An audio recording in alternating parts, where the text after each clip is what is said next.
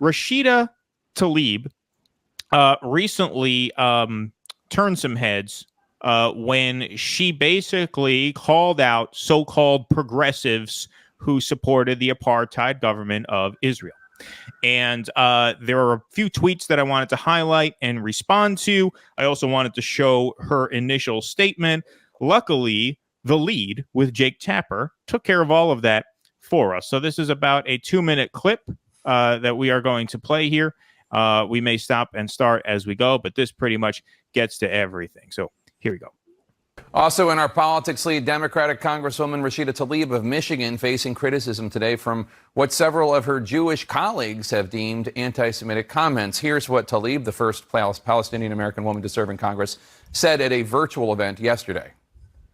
I want you all to know that among progressives, it has become clear that you cannot claim to hold progressive values, yet back Israel's apartheid government. And we will continue to push back and not accept this idea that you are progressive except for Palestine any longer. The CEO of the Anti-Defamation League, Jonathan Greenblatt, slammed the comments, saying that Israel does not have an apartheid government and said that she should not be imposing a, quote, litmus test in a tweet, saying, quote, Tlaib tells American Jews that they need to pass an anti-Zionist litmus test to participate in progressive space. Some of Tlaib's Jewish colleagues in Congress agree. Okay, first, let's take this tweet here, right?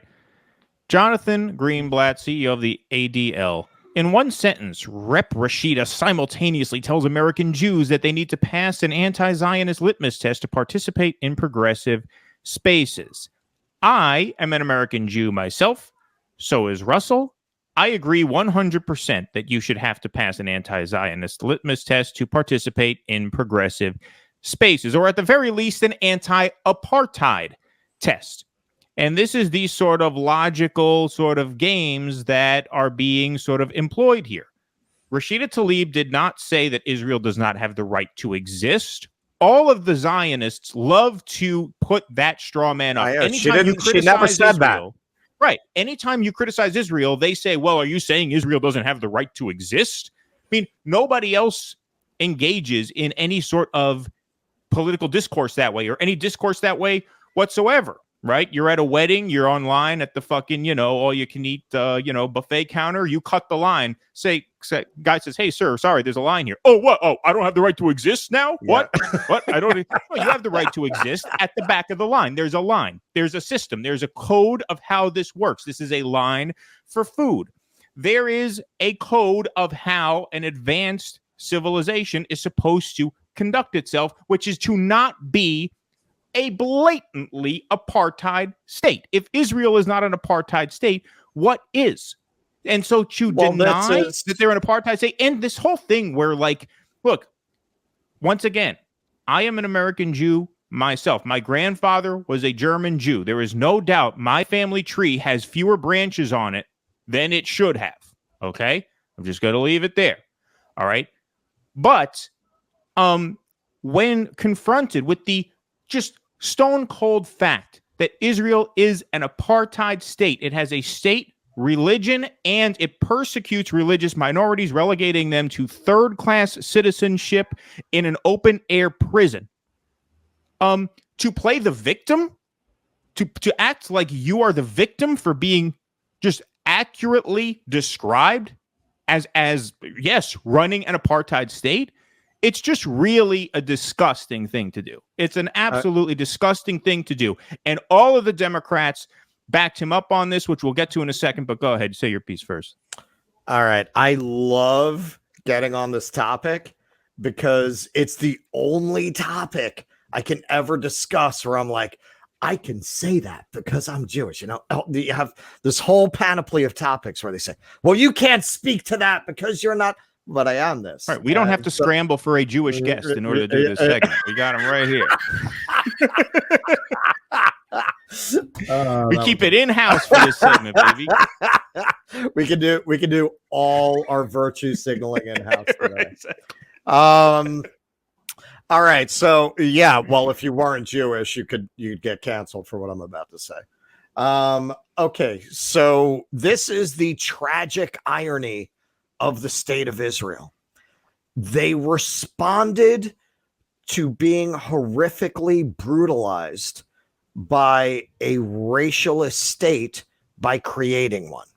That is, in the end, the tragedy of the Israeli state. By definition, you cannot have a Jewish state that's not an apartheid state. If it were not an apartheid state, it would very quickly, given the neighborhood they're in, or any neighborhood on earth, really, no longer be a Jewish state, right? And they'd be overwhelmed by the majority population if you gave equal rights to everybody anywhere else. The only way you can have a Jewish state is to have an apartheid state. So it's a catch-22 inherently. So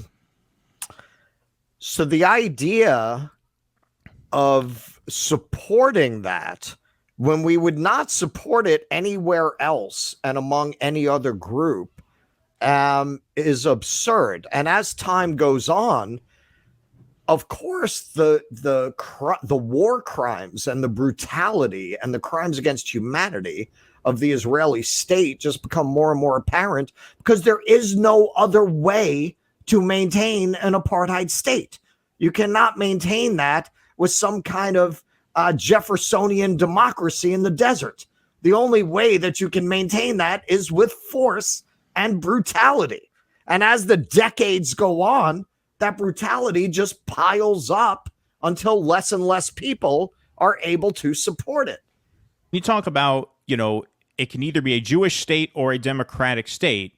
That was not a radical opinion. John Kerry said that exact thing as Obama's Secretary of Did he? State. I did not. Did he Israel really say can that? either be a Jewish state or a democratic state. It can't be both because, of Exactly. course, state Of course. religion Of is course. inherently anti-democratic. Now, there are certain countries that will nominally call Christianity their state religion. Denmark does that. Iceland does that, right? But circumstances are such that they do not relegate atheists, Jews, and Muslims to third class to a different class of citizenship. Right? So there are degrees to which you can take it. But the circumstances under which Israel was created leads to a certain vigilance, a certain militarism, a certain paranoia, to the point where when you say, as Netanyahu said very, very plainly, Israel is not home to all people, it is home to the Jewish people. And he absolutely used that as justification to brutalize religious minorities there. There's no question about that. These are just facts. This is not interpretation. These are just facts. Anyway, let's see what Democrats... The only reason Israel has gotten away with this for as long as it has, well, it's two reasons. The images that came out of the Holocaust really shocked the conscience of the world. It really horrified people when they saw those images. So there were decades of goodwill towards Israel because of that, where people just were not even going to question anything. And I agree they should have gotten Israel homeland. You know what they should have gotten? Berlin. That's what they should have given them. That would have been the most just outcome for the Jews. Give them part of Germany. Absolutely. Absolutely. But that's not the way that they went. The only reason they've gotten away with this for as long as they have is because, there was this shock in the West when they saw the images of the Holocaust. Nothing like that had ever been seen, at least at a time in world history where you could film it and show it to the world.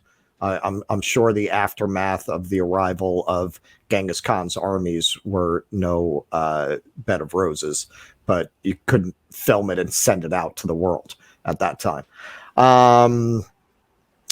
And also because it was appealing to the West to have a Western client state in the middle of all that oil. So they got all this Western support. It's the combination of the two that's propped Israel up. Now they've lost the first leg of that stool. For one, because it's so long after World War II, but also they've just played out that card too long. It's the images of atrocity are all coming from Israel's actions against Palestinians. And there's only so long that could go on before the one atrocity takes precedent over the much older one. They're only being propped up by that Western geopolitical interest at this point. That's the only reason we don't drop them like a hot potato. We still want to have this client state in that region. And I feel, just to cover our ass once again, we should state both Russell and I are American Jews. All right. Yes. All right. Let's see what Rashida's Democratic colleagues had to say about this. Some of Tlaib's Jewish colleagues in Congress agreed. Florida Congresswoman Debbie Wasserman Schultz called her comments, quote, outrageous and, quote, nothing short of anti-Semitic. New York Democrat. Okay, Debbie Wasserman Schultz, you're nothing short Debbie of Wasserman Schmuck. On this show, she's Debbie liar. Wasserman Schmuck. You're a disgraced, degenerate liar who looks like Medusa with shingles, okay? That's who Debbie Wasserman Schultz is. Now, during the 2016 primary, we all saw emails of Democrats from Appalachia, Kentucky, West Virginia, emailing the DNC saying, hey, Bernie Sanders is Jewish. I'll bet we can convince our voters here that he's actually an atheist, because we all know a lot of Jews are actually atheists, right? So we can use the fact that he's Jewish in order to smear him as someone who has no faith at all, and that's not going to play well here. They'll vote for Hillary Clinton instead. So that's how much Debbie Wasserman Schultz cares about anti-Semitism. That's how much she actually gives a shit about anything that she's saying. And then once again, the typical gaslighting and all the straw man. Proud progressives do support Israel's right to exist. Once again, Rashida Tlaib never said they do not have the right to exist. As a Jewish and democratic state, once again, John Kerry himself said that can't work. Suggesting otherwise is shameful and dangerous. Divisive rhetoric does not lead to peace. Blah, blah, blah. This is, I mean, it's the Jewish equivalent of what you see when you see what we were just talking to Marcel about, that you have these black leaders like Clyburn who use the the indignance of their identity as a shield against any criticism and examination. This is the Jewish manifestation of that. You have all of these corrupt, sleazy for sale politicians trying to invoke some kind of moral authority based around their personal identity. New York Democratic Congressman Jerry Nadler, sometimes called the dean of the informal House Jewish Caucus, tweeted, quote, I fundamentally reject the notion that one cannot support Israel's right to exist as a Jewish and democratic state and be a progressive, unquote. Okay, and this is another thing, like the process of them co-opting the word progressive is complete. Remember, that was the way we distinguished the Sanders people from the Democrats. Yeah, that's a good point. It always reminds me of that scene in Brother, Where Art Thou? When he says, he's the corrupt Southern governor and he's being beaten by his rival and he's got his idiot nephews who work on his campaign. They go, yeah, that reform is popular, Pappy. We should get us some of that reform too. You can't run on reform as the incumbent, you idiot. Right. That's what this is. Like they saw, that progressivism is popular. Well, we need to become progressives too. To see fucking Jerry Nadler and Debbie Wasserman Schmuck of all people describing themselves as fucking progressives. Come on, man. Like the word, they co-opt the word as fast as you can adopt one. You have to figure something else out. That we're going to have to pick something so offensive that they won't adopt it. Right. Exactly. And that's a great point, because at the beginning of the 2020 campaign, Joe Biden said something about being progressive, and then a couple months later, the media said, but you called yourself a progressive. And he says, no, I call myself a liberal, right? So just what is that now, 3 years ago? Just 3 years ago, they were kind of shy about that term, and look how they just came right in and took that for themselves. Now, all of a sudden, hey, yeah, you could be progressive and believe in apartheid. No, you can't support apartheid and call yourself a progressive. You wouldn't say, sure. Yeah, you know what? You could feel differently about apartheid South Africa. We still welcome you into our caucus. No, of course not. Of course. I mean, it's absurd. Fair-minded people can have differences of opinion about apartheid South Africa, Keaton. We've talked about this. Exactly. Ronald Reagan was a big fan. Please clap.